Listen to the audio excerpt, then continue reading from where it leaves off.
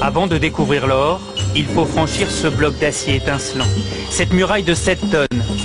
Passer cette porte blindée, on pense déjà toucher le métal précieux. Non, c'est simplement l'antichambre. Il faut être patient et descendre encore à 26 mètres sous terre. Et devant nous, une seconde porte colossale. Seuls 5 agents de la Banque de France ont un accès permanent au coffre et donc les clés pour nous y emmener.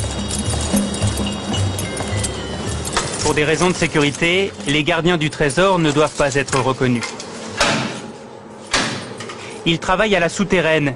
C'est cette chambre inaccessible où dort l'or de la France depuis 1920. Pendant 4 ans, 1000 ouvriers ont construit cette forteresse souterraine. Dans la souterraine de la Banque de France, l'or se présente sous 2 aspects. Vous avez la barre, elle pèse 12,5 kg. Cela représente à peu près 250 000 €. Et vous avez quelque chose de beaucoup plus léger, le lingot. Le lingot pèse 1 kg pour à peu près 20 ou 25 000 €. Et au total, 2500 tonnes d'or reposent sur ces étagères. Cela représente 54 milliards d'euros. Depuis 5 ans, le stock a diminué. La France a vendu 500 tonnes d'or pour acheter des devises en dollars et en yens. Et alors, c'est quoi votre travail ici? On est manipulé énormément. Nous sommes que 3 en France à le faire. Et ça vous fait quoi de manipuler de l'or? D'abord c'est beau, et puis c'est mythique. Il faut le voir, il faut l'entendre aussi, parce que on dirait du cristal. Vous voyez, c'est un son. Et tout cet or a bien failli être volé.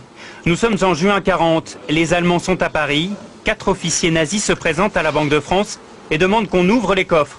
Oui, mais ils sont vides. L'or est déjà sur les routes. Il y a 2800 tonnes d'or à évacuer, ce qui est considérable. Vous avez donc de mémoire 400 ou 450 camions, parce qu'en plus il faut réquisitionner les camions, ils ne sont pas tous là, la plupart sont partis sur le front.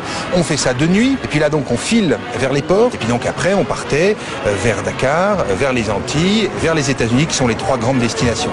Seule une caisse de 50 kg d'or est déclarée perdue. Elle est tombée dans le port de Brest, et certains disent qu'elle a été repêchée. Après la guerre, l'or retrouve son écrin.